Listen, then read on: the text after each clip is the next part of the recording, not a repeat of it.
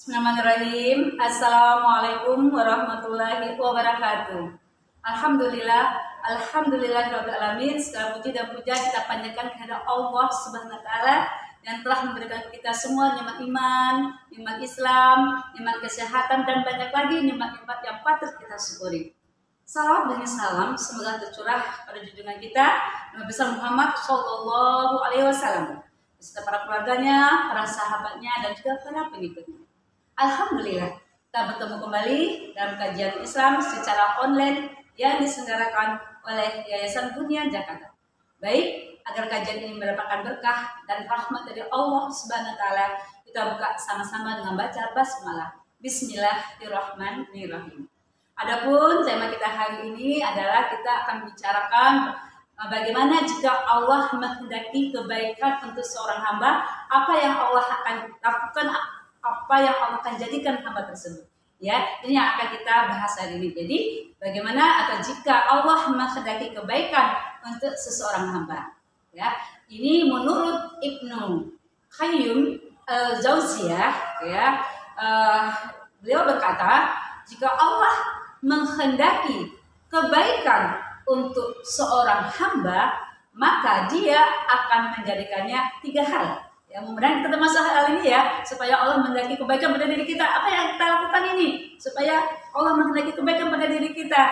Yang pertama, ya, orang tersebut ya mengakui dosanya dan segera bertaubat.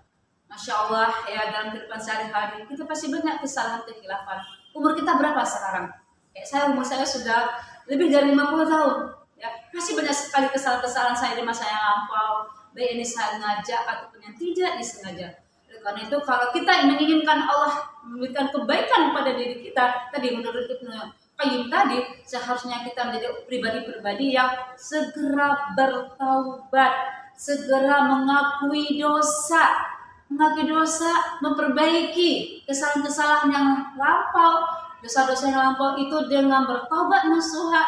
Setelah itu diiringi dengan melakukan kebaikan-kebaikan. Apabila kita sudah bertaubat nasuha, kita betul-betul mengakui dosa kita, betul-betul kita ya tidak mengulang lagi kesalahan-kesalahan kita yang lampau, dan kita ikuti ya dengan hal-hal yang baik ya, kita lakukan kebaikan demi kebaikan atau kebaikan estafet kebaikan berikutnya, insya Allah Allah akan memberikan kebaikan pada diri kita. Itu yang pertama ya. Bila Allah ingin menginginkan kebaikan pada diri kita, ayo segeralah kita bertaubat. Segeralah mengakui dosa, segeralah memperbaiki diri sebelum Allah memanggil kita pulang. Itu yang pertama. Yang kedua, ya, jika Allah menghendaki kebaikan pada diri kita, maka Allah ya akan menjadikan kita orang yang senantiasa menahan diri dari membicarakan dosa orang lain. Jadi dia berhati-hati lisannya, berhati-hati dia tidak ghibah.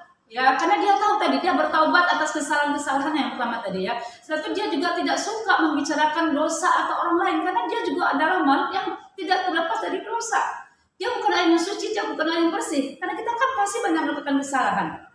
Ya, nah karena kita ada kesalahan juga, jangan sampai kita juga membicarakan dosa-dosa orang lain. Maka hati-hati, lisan harus dijaga. Kadang kita tidak bisa mengontrol lisan kita. Berkumpul kita dengan teman-teman, apakah itu di pekerjaan, apakah itu tempat-tempat yang baik juga begitu. Berkumpul mungkin di majelis talim ya, pergi dari talim-talim pulangnya kadang-kadang ada aja yang dibicarakan, ada aja kekurangan orang atau kelemahan orang yang dibicarakan. Astagfirullah ya. Apalagi kalau sampai dosa orang yang dibicarakan, bahkan disebarkan. Jangan. Jadi kalau ingin Allah menghendaki kebaikan pada diri kita, ayo ya nahan diri dari kita membicarakan dosa-dosa orang lain, karena kita tidak mau ya suka membuka aib orang lain, karena aib kita sendiri masih banyak.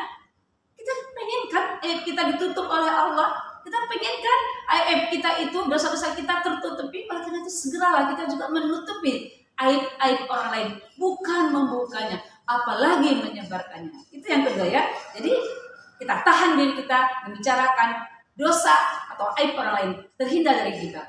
Yang ketiga ya, bagaimana kalau Allah menginginkan kebaikan pada diri kita? Menurut Ibnu Qayyim al-Jauziyah ini adalah dia menjadi pribadi yang dermawan ya, dermawan terhadap apa-apa yang dia miliki. Dia tidak menjadi orang yang kikir, bukan orang yang bakhil, bukan orang yang suka menahan-nahan. Dia tahu ketika ada rezeki-rezeki yang Allah berikan kepada diri dia, dia paham rezeki-rezeki ini hanyalah sekedar tempat yang persinggahan saja yang harus dia keluarkan lagi, yang harus dia berikan lagi pada orang lain. Senang dia bersedekah, senang dia berbagi, senang dia melakukan amal-amal saleh. Kalau orang yang suka dermawan, orang yang suka berbagi, apakah dia berbagi makanan, berbagi ilmu, berbagi tenaga, berbagi pikiran, berbagi apa saja untuk kebaikan-kebaikan, dia sangat dermawan karena apa-apa yang Allah karuniakan, yang Allah lebihkan pada diri dia, itu termasuk orang yang dikehendaki oleh Allah diberikan kebaikan. Ya, Masya Allah ya. Jadi ini luar biasa nih 3 hal ini ya. Ini ya kita bisa lihat di buku Al-Fawaid ya, halaman 99 yang dikatakan oleh Ibnu Qayyim Al-Jauziyah ya. Jadi saya ulangi ya. Jadi menurut Ibnu Qayyim Al-Jauziyah ya, jadi beliau berkata, jika Allah menghendaki kebaikan untuk seorang hamba, maka Allah akan menjadikan dia satu, mengakui dosanya, bertobat. Ayo kita segera bertobat. Ya, al-firu ilallah ya, kita segera ya menuju Allah dan segera kita perbaiki diri kita karena Allah masih memberikan kita kehidupan. Yang kedua ya, menahan diri dari membicarakan dosa orang lain karena dia mengetahui dia juga makhluk yang banyak kekurangan, banyak kesalahan. Dia tidak mau mencari aib-aib orang lain. Dia berusaha menutup aib-aib orang lain karena dia juga lagi memperbaiki diri dia ya, supaya nanti aib-aibnya juga ditutup di padang mahsyar nanti. Kemudian yang ketiga ya, Allah akan memberikan kebaikan kepada seseorang ditambah menghendaki kebaikan itu ketika kita menjadi pribadi-pribadi yang dermawan ya. Nah, jadi pribadi yang dermawan kita bisa menyimpangkan sebagian harta kita, dengan tenaga kita, pikiran kita dan ilmu kita. Nah, begitulah para pemirsa semua ya, 3 hal yang bisa kita lakukan jika Allah menghendaki kebaikan untuk seorang hamba berdasarkan perkataan Ibnu Qayyim Al-Jauziyah di dalam Al-Fawaid halaman 99. Semoga kita bisa mempraktikannya. Salah khilaf, saya mohon maaf lahir batin kepada para pemirsa semua. Pada Allah saya mohon ampun.